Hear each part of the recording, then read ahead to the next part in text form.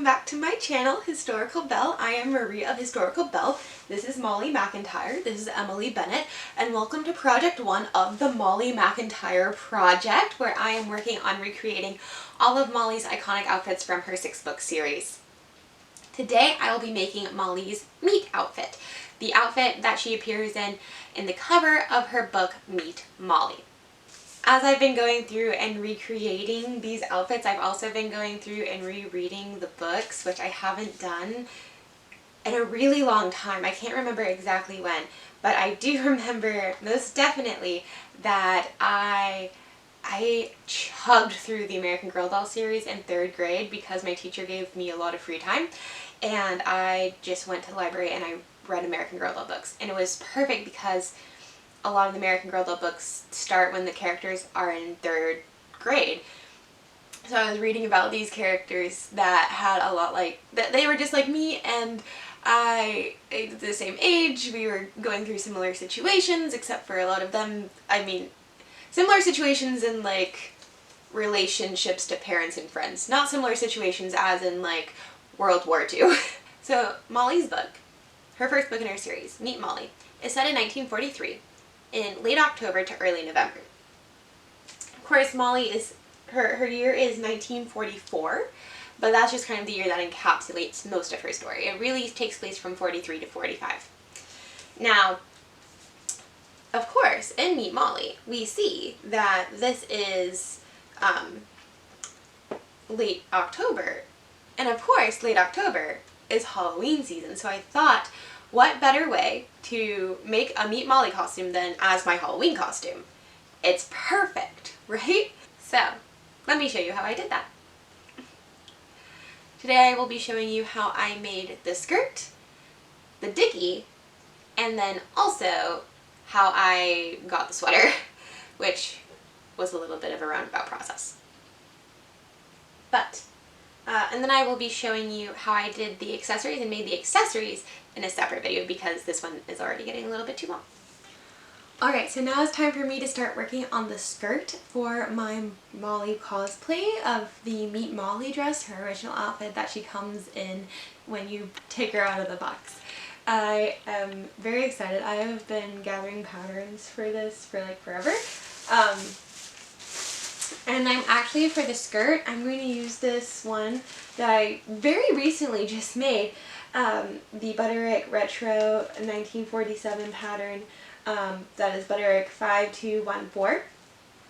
But I'm actually just going to be using the skirt part. I'm not going to be making the top or attaching it to be a dress. I'm just going to use the skirt portion of this pattern and then add a waistband, very similar to the belt that is on here.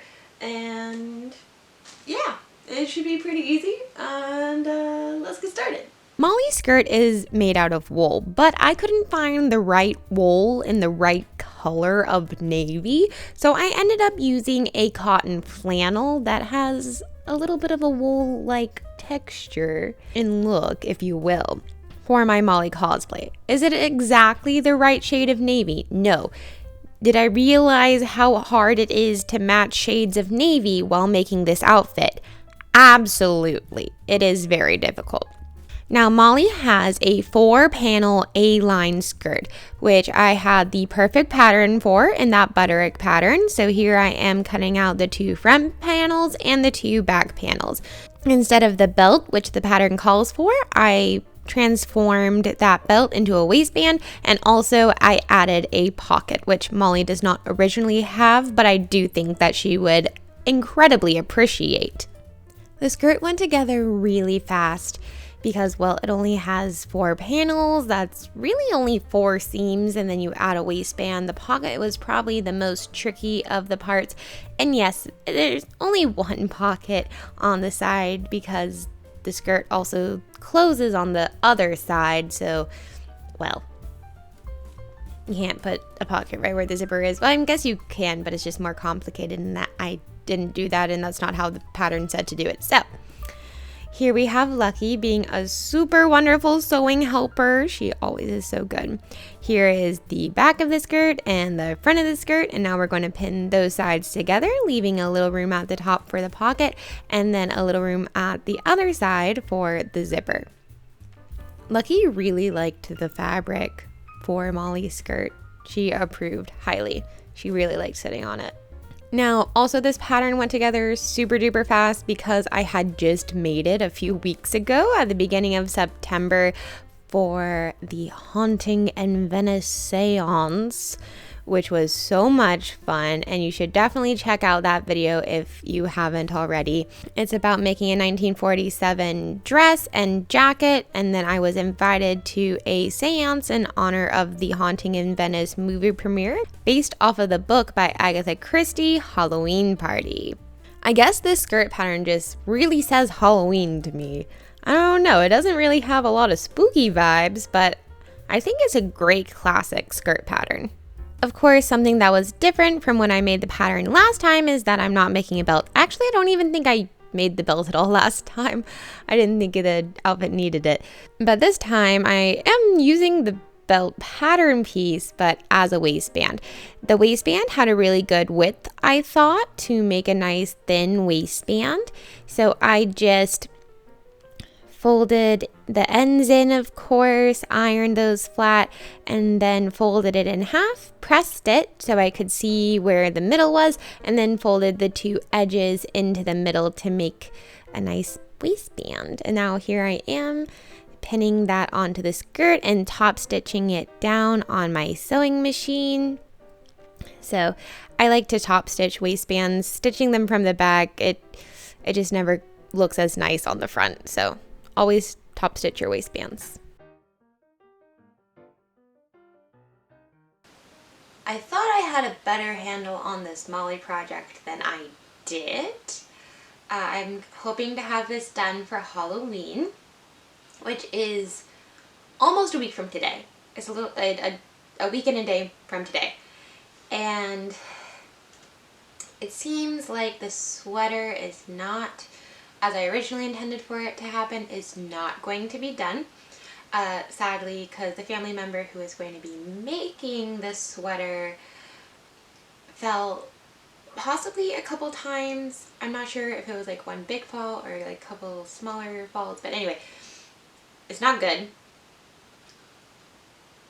I think they're okay, but not in a capacity to finish making the Molly sweater. So therefore I was like, well, obviously, like, prioritize health, right? A sweater for my costume is not the end of the world, but I was like, I don't want to like wear the rest of the costume, even though I don't have the rest of the costume done. And I wanted it to be done because I'm going to have most of it done tonight. And therefore I went on Etsy and thankfully found a one on Etsy that I think is going to look really good with the skirt and the other stuff that I have, and fits the vibe. So yeah. Also today I created a Patreon, which I've been thinking about for several months, and then I finally decided to just like go ahead and do it. So that'll be launching here really, really soon. So please stay tuned for that. And if you would like to support me on Patreon, please, please, please, please, please do so. Yeah, so I'm like halfway done with like the skirt and the dicky. So I think I'm gonna finish the skirt and then finish the dicky.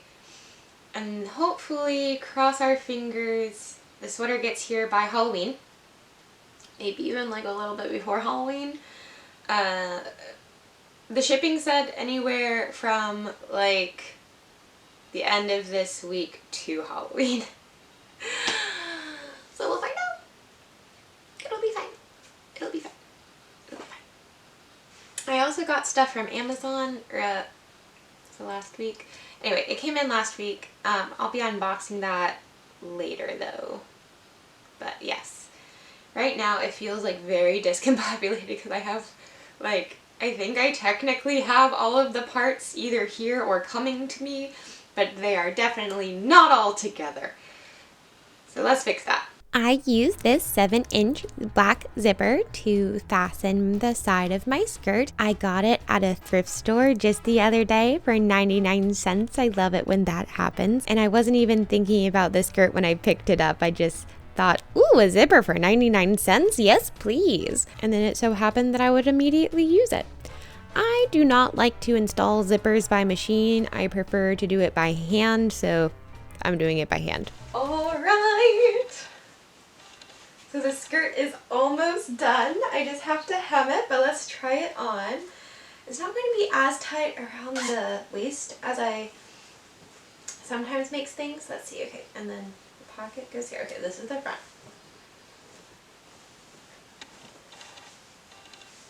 I think that'll be kind of nice. Alright, and then I just zip it up here and here it is! It has a pocket. I feel like Molly is the kind of person who would really appreciate a pocket in her clothes and would appreciate that practicality, because I feel a lot of her clothes are not as like stylish as they are practical, you know? Like she has her own style, but it's also about the practicality. So I am really happy with how this skirt turned out. It has a nice fullness without being like full. Like, I'm not sure how that, it's just a nice A-line skirt that then just kind of has a little bit of give at the bottom.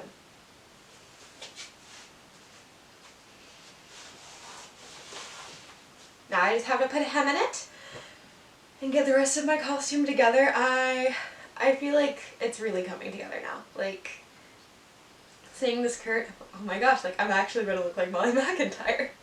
This is gonna be great.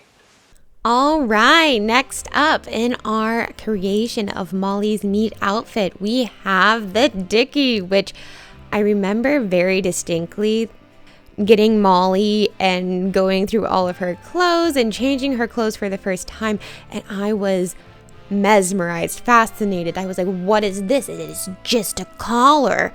She doesn't have a shirt on under this, and I was flabbergasted. My mom's like, yeah, it's a dicky. It just, and if you don't want to wear a whole shirt under your sweater and it might get too warm, you're saving fabric because it's wartime, then you would just have a little dicky. And I thought, this is amazing. So Molly taught me so much about World War II and historical fashion, but she also definitely taught me what a dicky was. So making one to recreate her dicky that taught me what a dicky was just very special. I thought it was very fun. So I am using Simplicity pattern 9448, and I will be making the C option for this dicky because I believe that it is the closest to Molly's. Molly's opens in the back with Velcro. This one will open down the front with snaps. So there are, of course, some differences because I am making things for an adult human versus a doll that children need to be able to dress. And that is the small things that I think will make this a really special project, is that I'm using these vintage patterns. Of course, they're reprinted vintage patterns, but it gives it a little bit more of a realistic bent and also a little bit more of a more adult style. So there will be slight differences as we are trying to recreate these wonderful historical recreations of clothing, but just in a more realistic way because they're for a real person rather than a doll. For the fabric, I went into my fabric stash of white cotton bed sheets and I tried to find one that wasn't too creamy or off-white. I wanted a nice bright white dicky because that is what Molly has. So I found one. I had used it for something already, but this little collar bib thing doesn't need much fabric, which was great. So if you're trying to stash bust, doing little projects like this one, highly recommend. This pattern is still in print. Sadly, I checked and the one that I use for the skirt is not in print, but you can still buy it on like eBay or Etsy, but you can still buy this one from Simplicity. I always recommend trying to get patterns at Joann's when they're on sale, because I know I don't want to pay more than I have to for patterns. So, yes, always love a good pattern sale at Joann's. It's one of my favorite things. I get so excited when I see, I'm like, haha, I get to go look through pattern books today.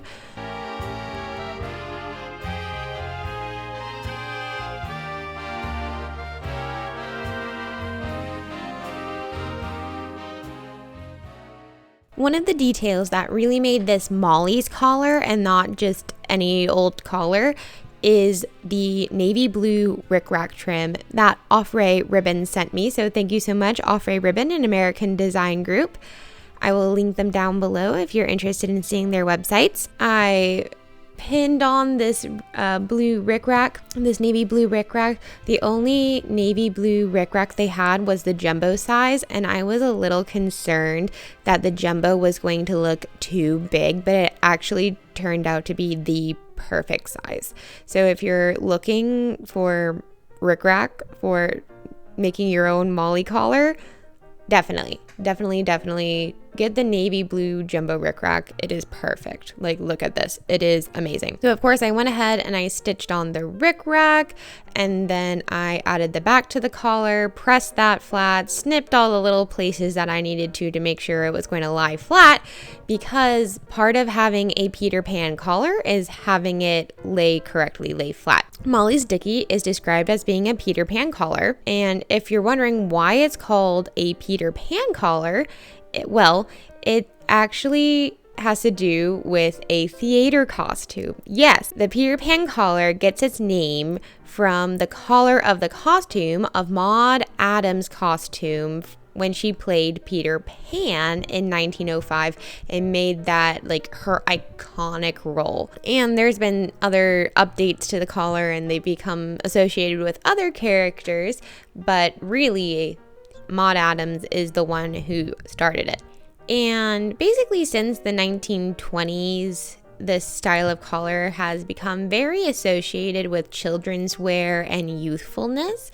But of course, it doesn't have to be just for children. Adults can wear Peter Pan collars too. Peter Pan never wanted to grow up. Why should we? The pattern called for some decorative stitching down on the front and also to hold the facings in place. And then I hand sewed on 3 little snaps. And I think this is the first time I actually ever hand sewed snaps onto anything. Usually I do such historical sewing that snaps haven't really been invented yet. And also elastic. I don't use a whole lot of elastic in my sewing, but this pattern called to have little pieces of elastic that hold the front and back together so your dicky won't ride up under your sweater. And Lucky decided that she did not want to move from my sewing chair, so I can't move her, so I had to sew standing up.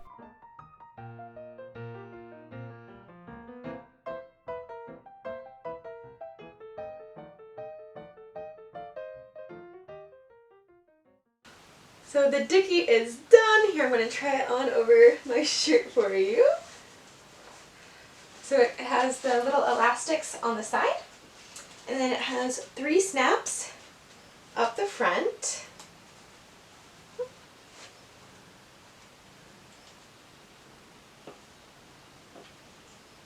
There we are. Ta-da! Oh, gotta get my hair out from behind the back and make sure the collar's laying right.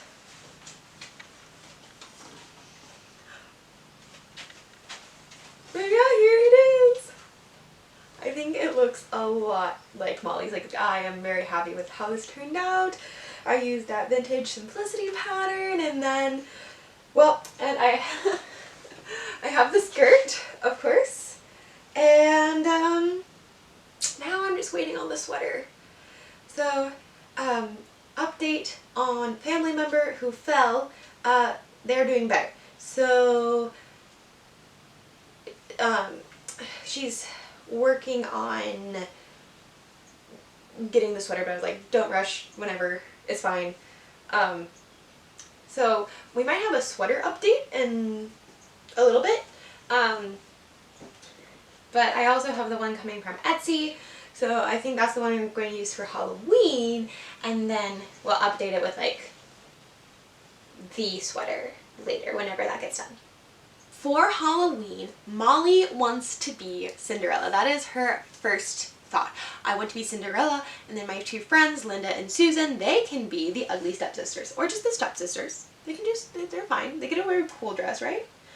So maybe they'll be happy about it. So Molly has dreams of this pretty pink princess dress, and in honor of Molly's dreams of being Cinderella, I present to you Tiara unboxings. So I got sent a package from Sweet Bee Crowns, and they were going to send me a couple of crowns / tiaras. I sent them a few that I liked, and now I don't know. It's a little bit of a mystery as to which ones are in this package. So let's unbox it and find out.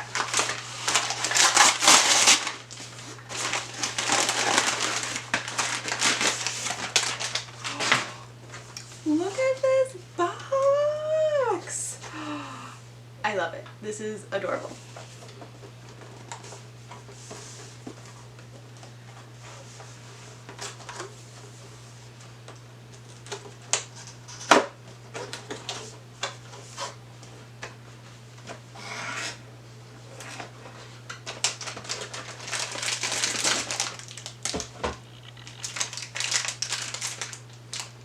Look at this crown. Oh my goodness, this is beautiful. Wow. Wow.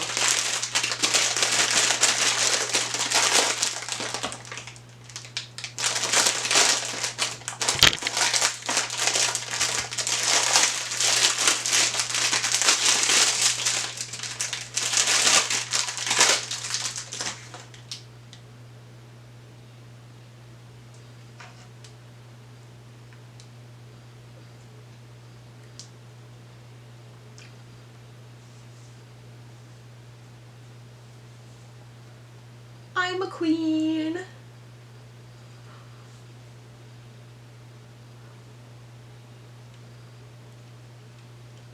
Alright, it has a little bit of bend so it can form to my head a little bit better. Lucky. Are you a princess?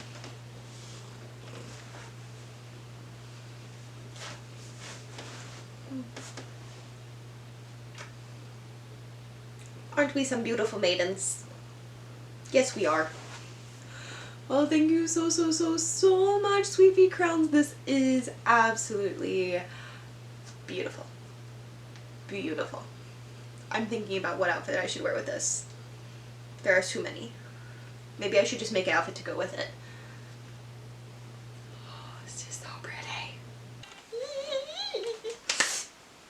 So Sweet Bee Crowns, they sent me another box with another crown in it. Let's open it.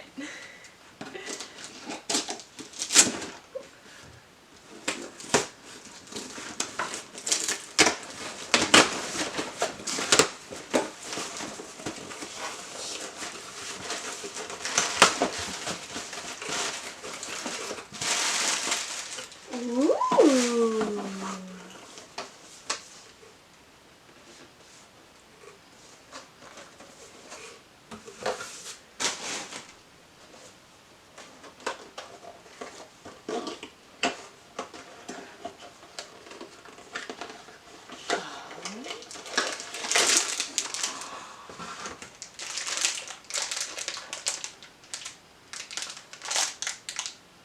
I was kind of hoping it would be this way.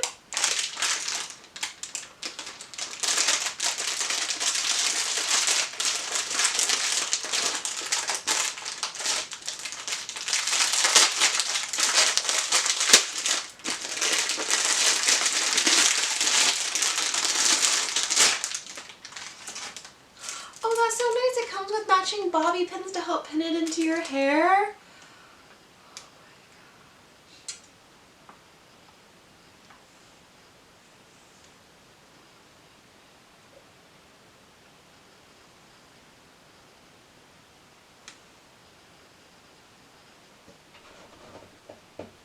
Am I the lost princess Anastasia? Okay, now I have to make a whole like Anastasia cosplay to go with this. I love this. Now Molly does not get to be Cinderella for Halloween. She does not get that pretty pink princess dress because of the war and rationing, and her mom doesn't have time to make her anything because of her new job at the Red Cross. So instead, Mrs. McIntire suggests that the girls be hula dancers. Now, of course, Hawaii is very much in the national spotlight at this moment after the attack on Pearl Harbor in '41, which led to the United States entry into World War II. So Hawaii has, of course, always been a part of the American idea since the early 1900s and even before that, but it's currently not a state, and the awareness of Hawaii has skyrocketed since the Pearl Harbor attack. Along with that, and even before that, there is this, and even to this day, there is this stereotype of the quote-unquote hula girl. Now, a quote-unquote hula girl, of course, is a stereotype. It is not an accurate depiction or representation of Hawaii, Hawaiian culture, and the hula. And to talk a little bit more about those misrepresentations that the hula girl embodies and how they can be harmful to people's perception of actual Hawaiian culture, I have linked down in the description box an essay from the University of Hawaii about those misconceptions and misrepresentations that you can learn about the history of Hawaii and also the history of the quote-unquote hula girl, where that stereotype comes from, and why we should not continue on with that. So that's down in the description if you are more interested in that. It's a very interesting essay. I highly recommend. So this came in the mail today and I'm so excited because I literally have an event that I was hoping to wear this to tonight. A little fun Halloween party and parade. So let's see. I am really hoping that it fits and is everything that I want it to be. This is the one that came in from Etsy. Let's see.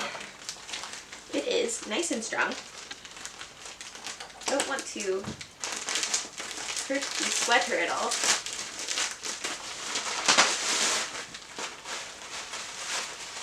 Nicely wrapped in the paper. Where is the tape? There we go.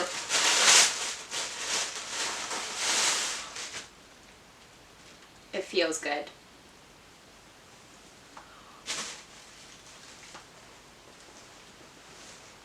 Do we match? I think we match pretty well. This is cool. Alright, I'm going to try this on now.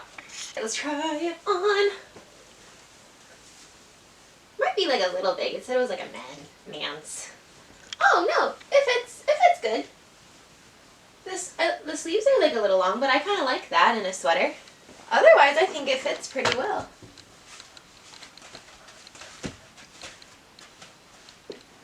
This is gonna be great.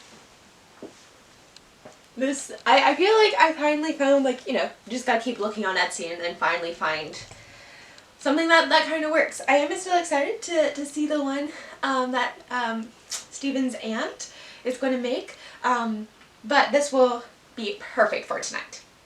My friends and I attended the Wild Rumpus Street Party, the 15th annual one held in Athens, Georgia, where everyone goes downtown dressed in fun costumes, and there's a giant parade / march where everyone just comes out onto the street. It doesn't matter what your costume looks like. If you want to be in the parade, you can. We had a lot of fun watching the parade, and I was a little nervous that people might not like get my costume, and I saw everyone else's like super cool costumes. But so many people came up to me and were like, "Oh my gosh, are you Molly?" Or they're like, "Hi, Molly," from like down the road, that it made me feel really good. And it happened so much that one of my friends actually started counting, and she thinks, by her count, about 10 people came up to me and recognized me as Molly, which was so fun. So this little package with the last accessory was hiding in the other bag that had the beret in it. So I forgot that I didn't take this to the Halloween party, but we're going to open it now. Look, we're twins! So So the one that I bought off of Amazon came with two. They have the silver rims and also the black rims, but obviously silver rims, right, Molly? Absolutely.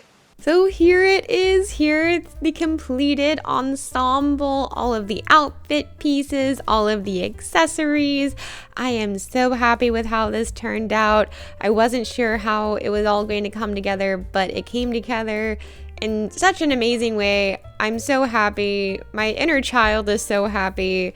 My American Girl doll loving heart is so happy, and I hope you are also so happy.